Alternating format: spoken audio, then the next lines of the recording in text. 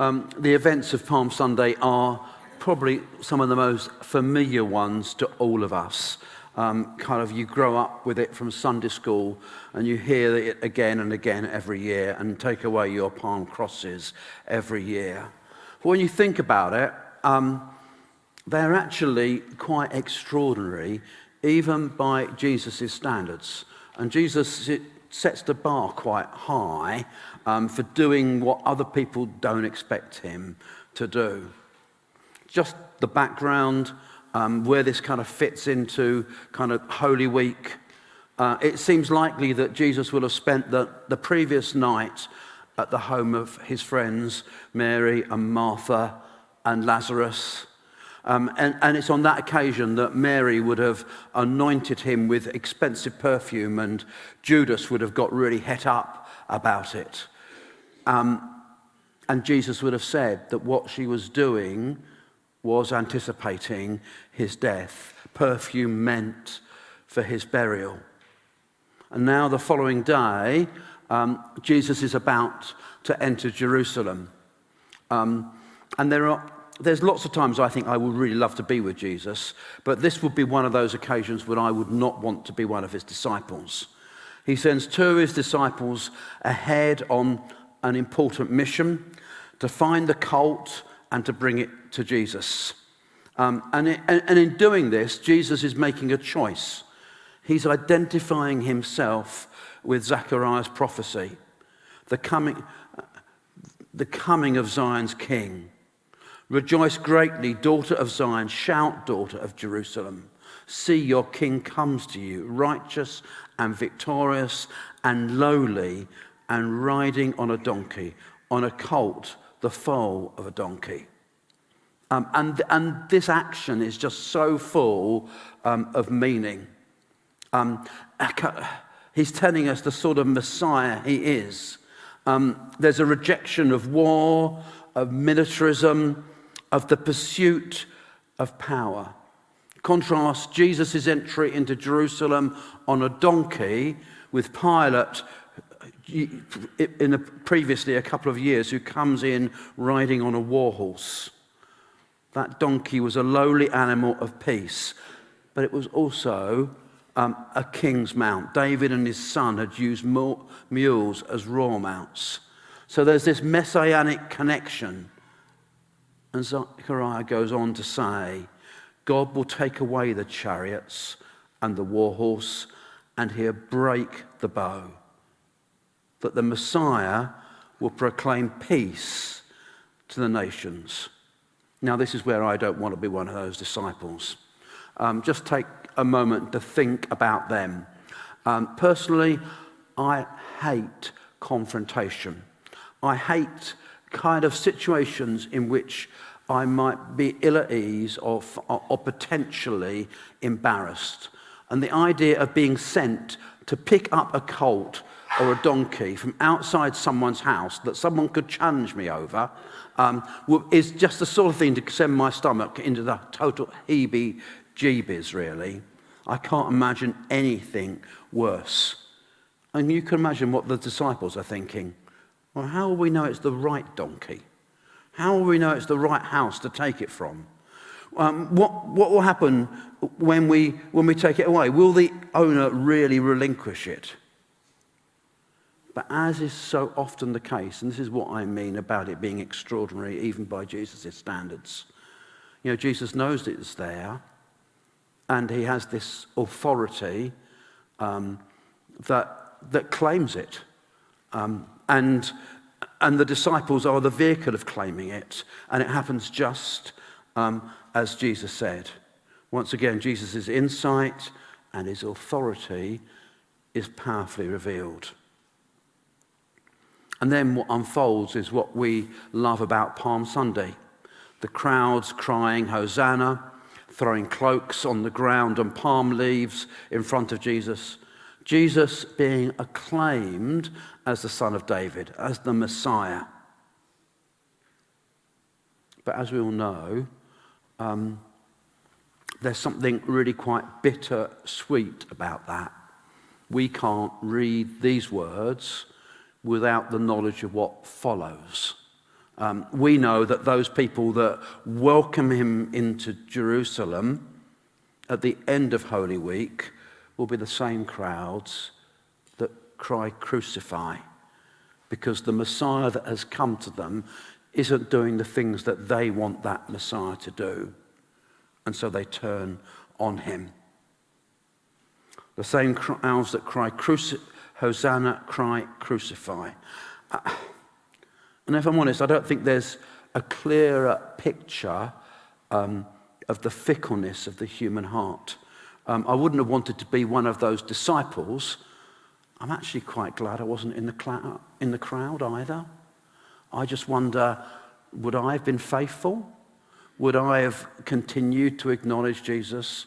Or would I have turned against him as quickly as everybody else did? It may be a surprise to us that people can turn so quickly. It was certainly a surprise to the disciples. But as Hannah alluded to earlier, kind of at the beginning of the service, it's not a surprise to Jesus.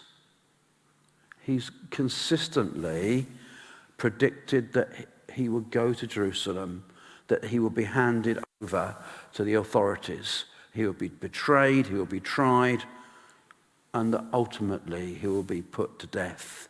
So through all the cries of Hosanna, Jesus knows what's to follow. He welcomes the crowd's adulation with the knowledge that that same crowd will turn against him. He knows that his journey into Jerusalem has an end. And the end of the journey isn't just Jerusalem, but it's Golgotha, the place of the skull, the place of crucifixion.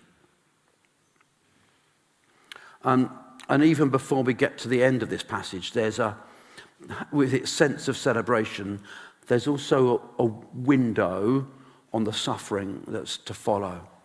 We read, as he approached Jerusalem and saw the city, he wept over it.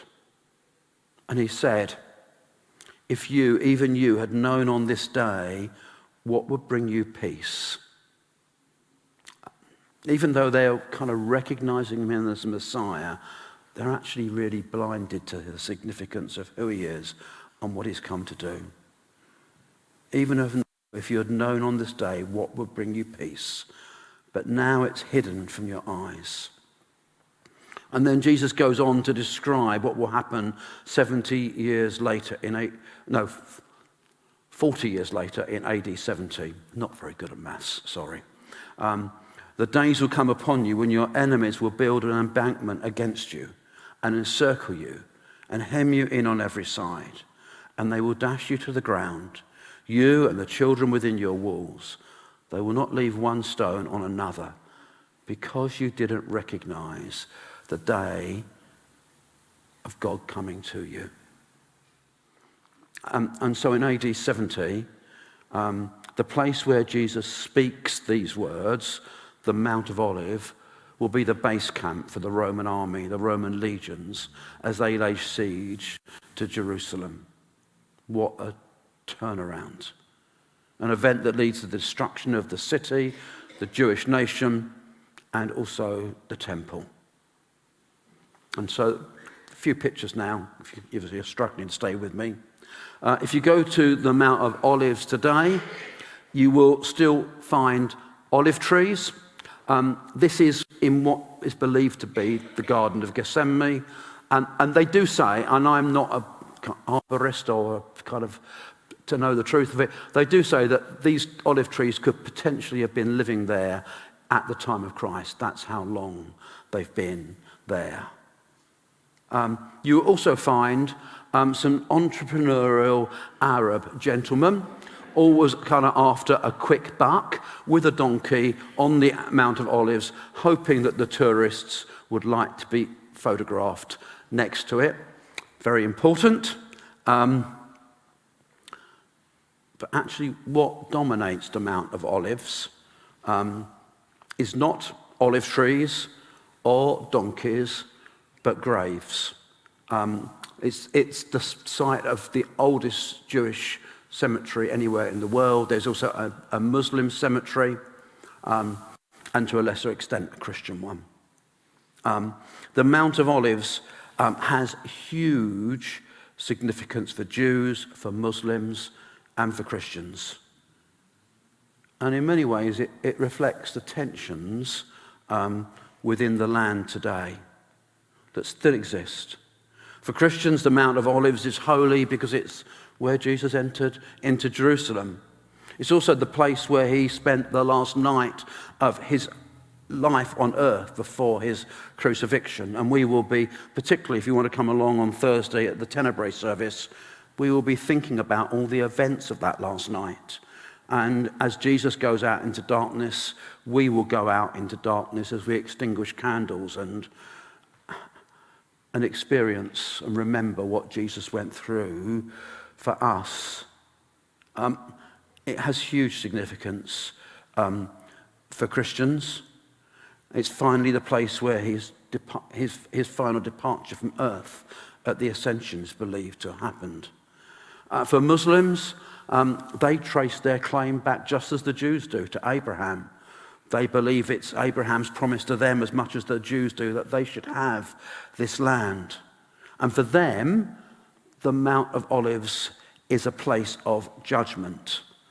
They believe there'll be a bridge with 7 arches that will span from the Mount of Olives to the site of the Dome of the Rock in Jerusalem. But what's unusual about the bridge is it will be the width of a hair. And only the righteous will be able to walk over it. Those that can't walk over it and fall off of it will be those that are condemned. It's a place of judgment. But most of all, its significance lies within Judaism. It's where they believe the Messianic age will begin. And actually, in a sense, it already has. But they didn't recognize the day of Jesus' coming. It's the place they expect the Messianic era to begin, where the last judgment of God will begin too. The place will be where the dead will be the first to rise. And so faithful Jews want to be buried there. It's the beginning of the resurrection. If you're buried there, you're going to be the first ones back to life. And only a few can be buried there. So many Jews will just come and they will content themselves with putting a stone on one of the graves that's there as a way of saying, we've been there. We belong here. It's to say as if to say, I was there. Midway down the Mount of Olives, actually where that Arab gentleman hangs out with his cult, you'll find a Franciscan chapel. And it's kind of built in commemoration of these verses that we're thinking about this morning. And if you look at the shape of it, it's actually built in the shape of a teardrop, just to mark Jesus' weeping over Jerusalem. And the chapel is named Dominus Flevit, literally, the Lord wept. And Jesus wept over Jerusalem because he foresaw what was coming, and he also understood its roots, their rejection of him, their rejection of the sort of Messiah that he was, one that came in humility and in peace. Not one that came looking for aggrandizement or power or military might. And that's what they hankered for. And I just feel like I did say I wasn't going to digress. I'm digressing, Zara, in case I know you're following to know when to stick up the pictures. There's still a sense that we look for the same sorts of leaders that they look for when they rejected Jesus. We look for people that will stand on a platform and make a lot of noise and make powerful promises. And actually, that's the complete opposite of the Messiah that Jesus is, and the model of leadership, servant leadership that he offers. And actually, it wasn't just the Jews in Jerusalem that rejected that model. Actually, it feels like people everywhere still reject that model. So Jesus wept over Jerusalem because he foresaw what was coming. And even today, the consequences continue. The city below is beautiful, but you see it through barbed wire. The same place as that chapel, the walls that look down have barbed wire separating off that area from another, symbolizing the separation in Jerusalem between Muslim and Arab and Christian.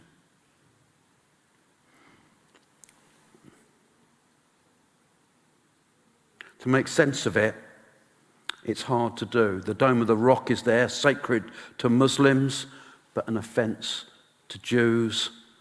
The one remaining wall of the temple, the Western Wall, is there, precious to Jews, but an irritant to Muslims. But somehow a symbol of hope to Jews that one day everything they've lost might be restored.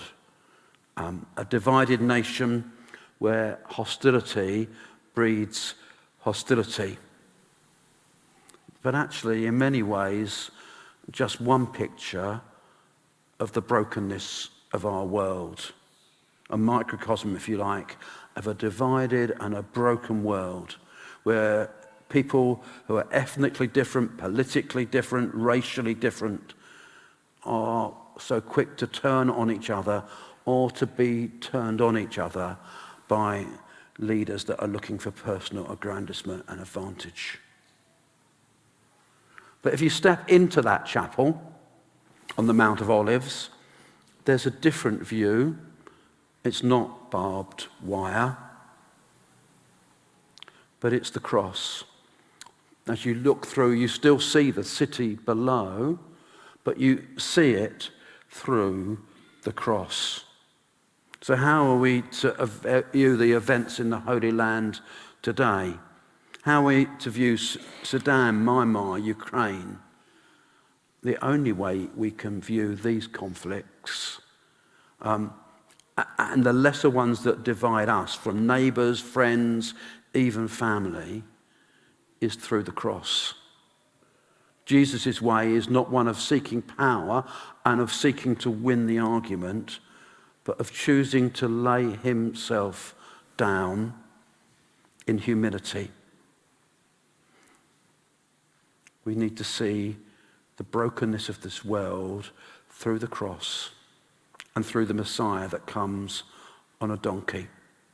And just as the rejection of Jesus is at the root of so much conflict, so embracing the cross and the way of Jesus, the king that rides on a donkey and comes to bring peace, is the only hope of resolution.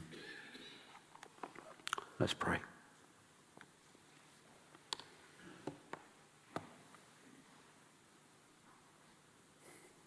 Lord, it's hard not to weep over our world every time we turn the television on and see the news, or read a newspaper, or look on the internet.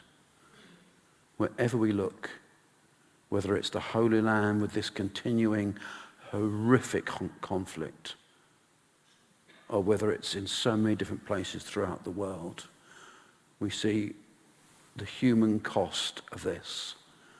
And that's what Jesus saw, the human cost of rejecting him. Lord, help us to have eyes to see what Jesus came to do. And help us to live by the model that he gives us of humility and peace. Amen. Mark's going to lead us in our prayers.